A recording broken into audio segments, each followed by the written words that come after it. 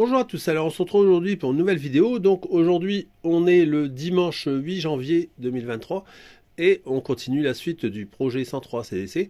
Donc là dans cette vidéo qu'est-ce que je vais faire? Donc là je vais retirer tout le papier de camouflage qui m'avait servi pour faire la petite peinture à l'arrière ainsi qu'en dessous.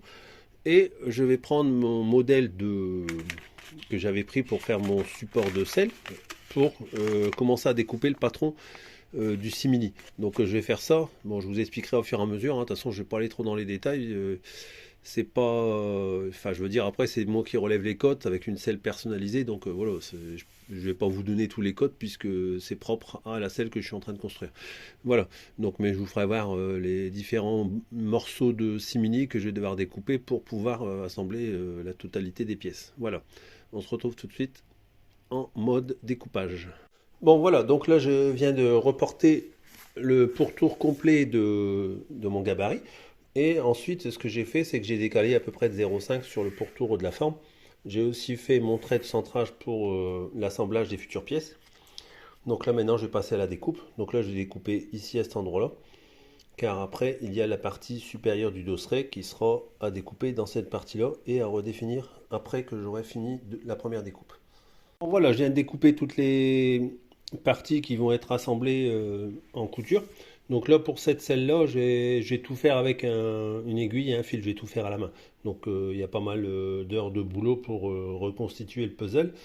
Donc là, j'ai à chaque fois pris les cotes. J'ai mis 0,5 en plus en bord pour dire d'assembler les pièces ensemble.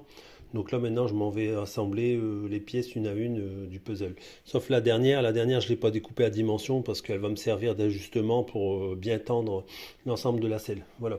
Donc la partie arrière elle est provisoire, tous les autres sont définitives. Voilà. Alors aujourd'hui on est le samedi 14 janvier. Donc voilà l'état d'avancement de la selle. Alors je vous le dis tout de suite, hein, je vous ai épargné de toutes les étapes de couture. Mais il faut savoir que depuis, on va dire, début de semaine, donc du lundi au vendredi, au soir, je me suis tapé à peu près environ 1 heure et demie de couture tous les soirs. Donc pour vous dire un petit peu que voilà, je l'ai quasiment cousu en 5 soirées. J'ai encore continué ce matin, j'avais encore tout l'arrière à faire. Donc comme je ne suis pas couturier, j'ai passé à peu près une bonne dizaine d'heures pour faire toute la couture, toutes les différentes jonctions. Là, j'ai encore un petit peu les fils à tout couper. Après, maintenant, c'est tout l'ajustement, finir de retirer les bouts qui en trop, tout ça. Mais voilà ce que ça donne une fois, on va dire, cousu à l'envers. Voilà, donc là, je vais retourner dans l'autre sens et je vais présenter sur la selle. Donc voilà un petit peu ce que ça donne une fois retourné. Donc là, c'est pas fixé, hein, bien sûr. Donc là, il faut vraiment tout tendre parce que là, ça fait des bosses, on va dire. Donc c'est logique, hein, parce que là, il faut vraiment bien tendre. Donc là, cette opération-là, je vais pas pouvoir l'effectuer tout seul parce qu'il faut vraiment bien tirer dans tous les sens. Je vais demander assistance à ma femme pour pouvoir bien tendre l'ensemble de la selle. Donc là, je vous le fais voir un peu, comme ça vous montre un petit peu ce que ça donne, la forme générale, quoi. Donc là, après, ça va bien s'appuyer comme ça. J'essaie de vous faire voir quand même. Après, ça doit encore bien s'enfoncer. Comme il y a le molleton, ça remonte en fait. Et après, bah, il faut le tendre, bien entendu. Donc là, j'ai essayé de faire de façon à ce que ce soit tendu, mais pas de trop. Parce qu'il ne faut pas que je sois trop en tension. Comme je dois encore faire les découpes ici, je vous les fais voir ici. Donc là, comme ma femme n'est pas là en ce moment, là, au moment où je fais la vidéo, donc ce que je vais faire, c'est que je vais installer définitivement les deux feux à LED en dessous. Et je vais tout tendre d'abord à fond, tout bien sertir, on va dire, le simili. Et ensuite, je viendrai faire les découpes, on va dire les deux découpes, les deux rectangles qui seront pour le passage des feux à LED. Voilà. Alors, on est le dimanche 15 janvier. Donc là, toute cette semaine au soir, j'ai fait de la couture. Donc j'ai cousu, on va dire, toutes les pièces, l'assemblage des pièces une à une. Je l'ai fait pendant mes soirées. Donc j'ai passé de nombreuses heures à faire de la couture. Je l'ai fait à la main, au fil d'aiguille, quoi. Et donc là, ce matin, j'ai fini d'assembler la pièce, que j'avais fini de coudre tout hier soir. Et j'ai fait le montage sur la selle du simili ce matin, donc avec les découpes des passages des feux à LED à l'arrière. Donc je trouve ça plutôt pas mal, ça va, je trouve assez fini, hein. Je suis pas un sellier, donc je trouve plutôt le résultat réussi, malgré que j'ai pas d'expérience dans le domaine, quoi. Donc voilà un peu ce que ça donne, et on garde vraiment la forme de la cloche initiale qui était le modèle que je vais vous faire voir tout de suite. Voilà, ici. Donc là on voit bien que la cloche, enfin j'essaye de le superposer, c'est pas évident, mais en fait j'ai gardé vraiment la forme de la cloche que j'avais, puisque les cotes sont reprises directement du modèle. Voilà, donc là la selle est maintenant totalement finie. Donc je vais la ranger dans un plastique pour pas la salir, parce que j'ai encore pas mal de boulot à faire dessus. Et là je reviens sur mes garde-boue que j'ai pas fini, que j'ai mis du mastic de finition. Je finis de les poncer et normalement ça devrait être bon. Alors aujourd'hui on est le vendredi 20 janvier. Donc là il fait super beau dehors, il fait pas chaud mais il fait super beau. Donc comme je vous avais expliqué, je vais reboucher ici, là je vais reboucher complètement pour refaire correctement le trou. Ceux qui ont suivi quand j'ai percé, bah voilà, pour faire court, quand j'avais percé, ma perceuse elle est tellement vieille qu'elle a du jeu, et en fait au lieu d'avoir un trou de 10, j'ai un trou de 11,5. Donc je vais reprendre les trous en rechargeant à la soudure à l'arc. Et après ici, comme je vous avais expliqué dans la précédente vidéo, j'attaque en même temps, je profite qu'il fait beau dehors parce que c'est tout du travail que je fais en extérieur, pas dans le garage, à cause des projections, etc. Et donc là je vais commencer à attaquer toute la partie arrière. Donc là je vire, je coupe ici la partie ici, je la récupère, ça pourra servir pour un autre cadre. Alors comme j'ai expliqué, je redis là parce que comme ça sera dans une nouvelle vidéo, le cadre était légèrement vrillé, donc j'ai aucun scrupule, on va dire, à le modifier. Et déjà à la base, le cadre, il y en a beaucoup qui l'auraient acheté, car là ici il était tout foiré dans tous les sens. Donc là j'ai rechargé, c'est un boulot à faire. Donc voilà, c'est pour ça aussi que je me permets de le faire. Et puis en même temps, c'est ma mob. Donc là ici, je coupe ici pour vous expliquer. Après, je vais couper ici aussi. Donc là, je vais affiner la partie arrière du cadre. Et je vais également la rétrécir. Et après, vous verrez pourquoi je vais faire ça. Vous verrez au fur et à mesure dans la vidéo. Voilà. Donc là, je m'en vais dehors. Je recharge les trous à l'avant. Et après, je commence à découper l'arrière. Je vais voir vite fait les trous avant de recharger. Bon voilà, j'ai coupé vraiment le cul du cadre. Donc là, la partie, je peux la récupérer pour la monter sur un autre cadre si un jour j'ai un cadre coupé. Donc là, j'ai coupé vraiment à la fin, quoi. Donc là, je vais bavurer vite fait. Et puis après, je vais commencer à faire mes découpes dans le cadre. Donc voilà, j'ai tracé vite fait ce que je veux découper. Donc là, je vais découper à peu près ici, hein. Je l'ai fait vraiment pour que ça se voit sur la vidéo. Mais je vais faire droit, bien sûr. Donc là, en fait, toute cette partie-là va sauter. Et après, je vais venir ressouder la partie inférieure au niveau du trait ici. Voilà. Donc voilà, là je viens de faire le premier côté de découpe. Donc les boches, hein, bien sûr, hein, c'est pas fini. Donc j'ai coupé la partie là. Donc en gros, voilà ce que ça donne. Et après, l'idée, c'est, quand j'aurai fait l'autre côté, bien sûr, c'est de venir rabattre sur la partie supérieure la partie inférieure du cadre et les souder ensemble. Mais pas que. Parce qu'après, je modifie la fin du cadre, donc je vais devoir refaire des découpes dans cette partie là. Il n'y aura que cette partie là en fait qui sera bien rassemblée bord à bord, à peu près jusque ici dans ces eaux là, et après tout l'arrière va changer. Voilà. Bon voilà, donc là j'ai découpé l'autre côté, donc comme vous pouvez voir, les deux côtés sont découpés. Alors j'ai envie de dire, je m'en fous un peu si c'est pas parallèle, puisque la partie là reste solidarisée sur le cadre. Donc en fait ce que je vais faire, c'est que quand je vais rapprocher, que vous voyez, j'ai une certaine flexibilité forcément. Donc là je vais mettre un serre-joint ici pour rapprocher, même deux, et en fait c'est les serre-joints qui vont m'ajuster l'écartement entre le haut et le bas. Et comme ça en fait, s'il y a un trop gros écart d'un côté, je chargerai en soudure et puis voilà quoi. Donc il n'y a pas besoin d'avoir tellement de précision, puisque avec la façon dont je vais faire, j'ai pas besoin d'être précis. Voilà. Donc là maintenant j'ai fini de découper pour la partie épaisseur. Maintenant je vais travailler sur la partie ici pour donner la forme que je veux lui donner. Donc là je vais voir qu'est-ce que je veux y faire. Donc comme vous pouvez voir, j'ai mis qu'un seul serre-joint et il n'est pas serré fort. Vous voyez, ça rapproche les deux faces très facilement.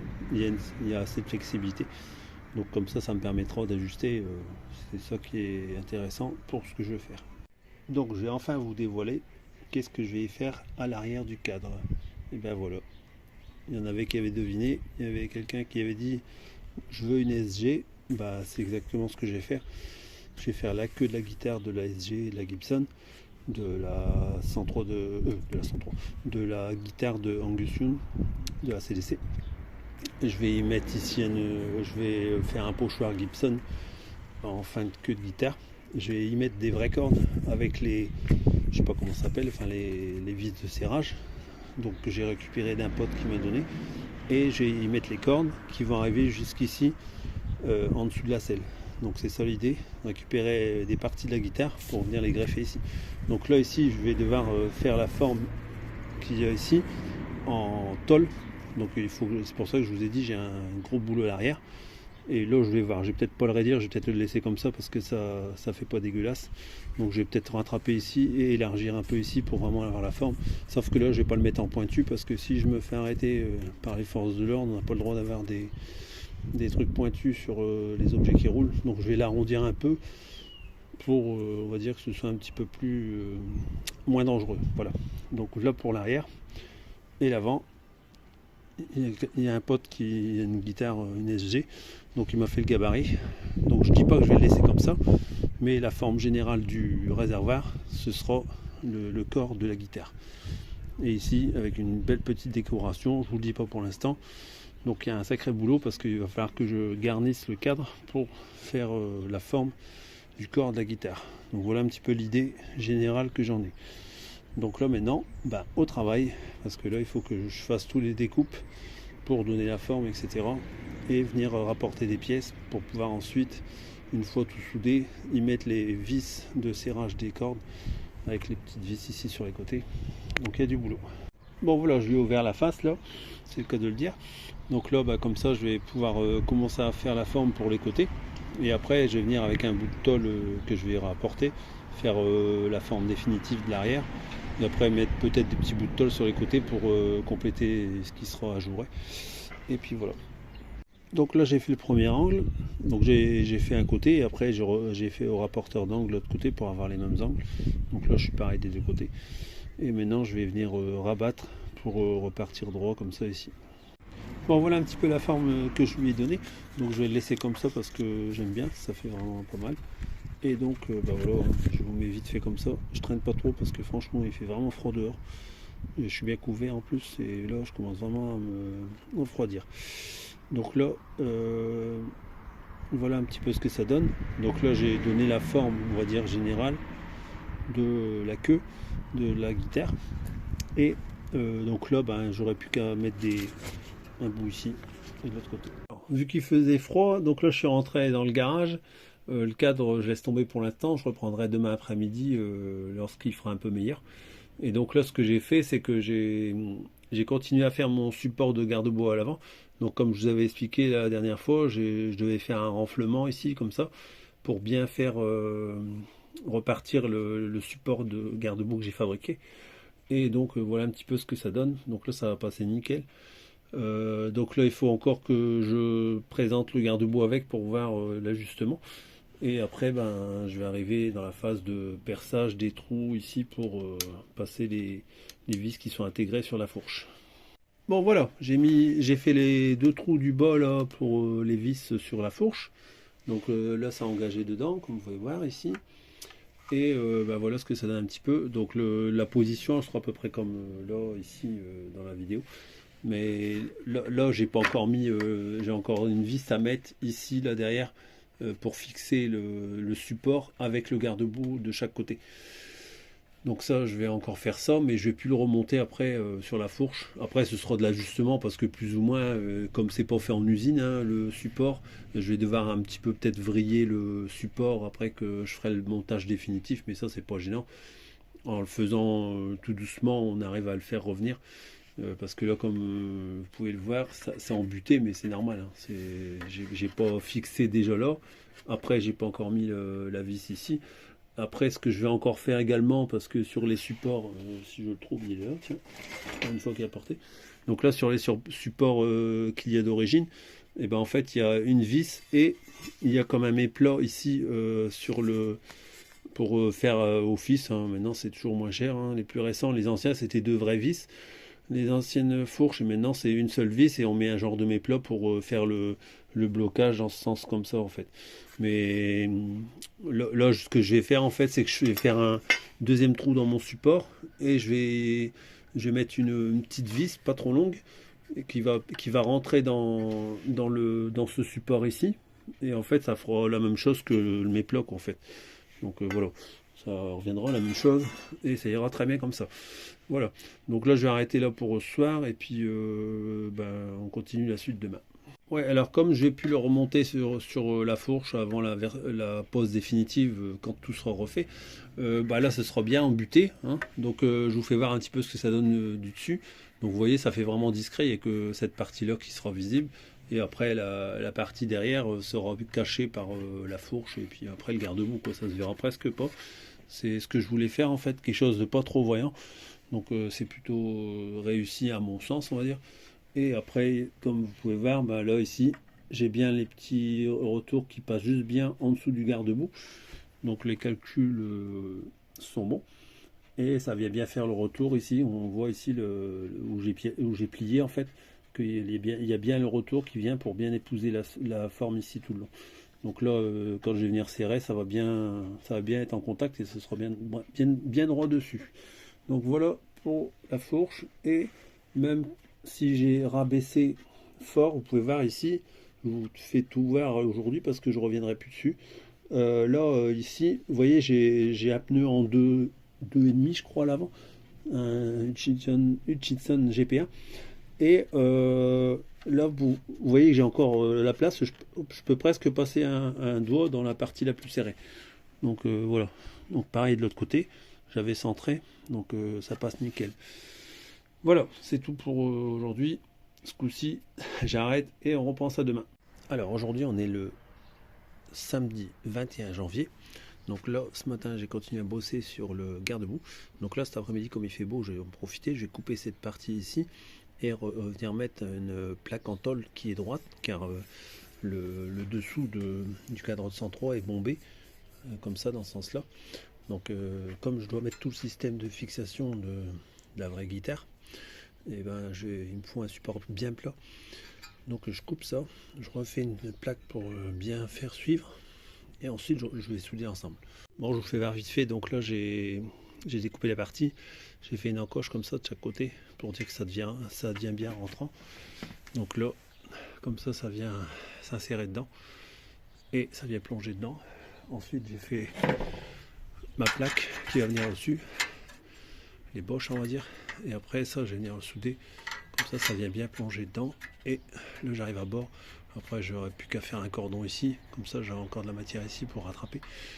Et après, je ferai un masticage là. Voilà. Voilà. Donc là, je viens de faire le cordon là ici.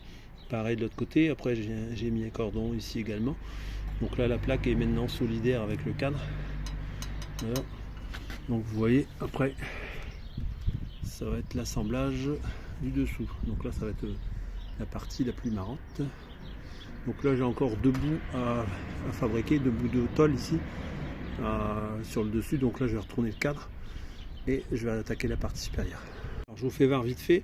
Donc là j'ai recoupé un bout de tôle vraiment approximatif, on s'en fout de toute façon, c'est pour dire d'avoir le raccord ici, la partie où il y a un jour. Donc là je suis bien bord à bord avec la tôle d'à côté du cadre en fait, là ici.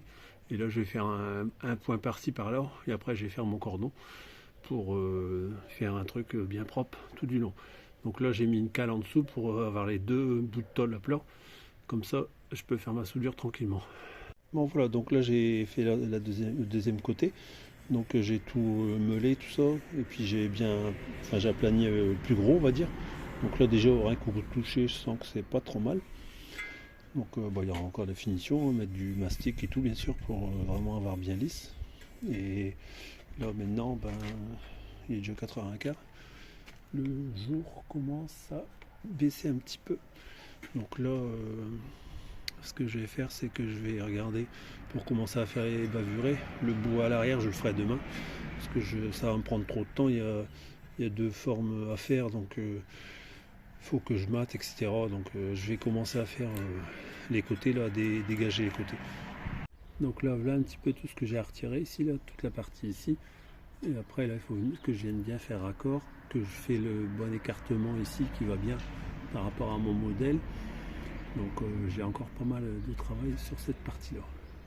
Donc là voilà, je suis rentré dans le garage et j'ai meulé, comme je venais de vous dire, la partie ici sur le côté là, la partie ici et cette partie là. Donc là pour la vidéo je vais m'arrêter pour aujourd'hui. Là il est bientôt 5 heures, le temps que je vous fais le montage des 15 jours de vidéo, j'en ai pour un petit moment. Donc voilà. Donc après je vous fais voir un petit peu ce que ça donne vue de profil, on va dire. Donc là ça va pas rester comme ça, hein, bien sûr, parce que là ici vous voyez ça fait un genre de enfin je veux dire c'est pas harmonieux. Donc là je vais reprendre toute cette ligne ici là pour que ça fait vraiment une belle courbe bien propre. Donc certainement que je vais recharger en soudure juste sur l'arête, hein, parce qu'il y a juste que l'arête à recharger, puisqu'en dessous ça s'est creusé en fait, enfin comme la partie que j'ai retirée, pour ceux qui savent pas en fait, c'est comme ça en dessous. Donc de ce fait là, je veux dire, j'ai pas besoin d'aller faire toute la surface complète, il y a juste que sur l'arête ici à rattraper pour que ça fait une belle ligne en vue de profil, on va dire. Donc voilà un petit peu. Donc je suis assez content parce que franchement, l'idée que j'avais dans la tête, elle commence à se concrétiser et je vois que ça va vraiment bien rendre. Parce que je fais tout à main levée, quoi, par le petit gabarit que je prends. Mais bon, je fais pas de plan, rien du tout, comme j'avais déjà parlé avec quelqu'un, il m'avait demandé si je faisais des plans. Je fais tout de tête, quoi, à part quand je dois avoir un gabarit, bien sûr. Hein, je suis pas non plus au pif comme ça. Hein, je prends quand même certaines cotes, quoi. Donc là, voilà un petit peu ce que ça donne. Et puis après, ben, j'ai du boulot, quoi, pour rattraper, pour arriver à la forme du gabarit.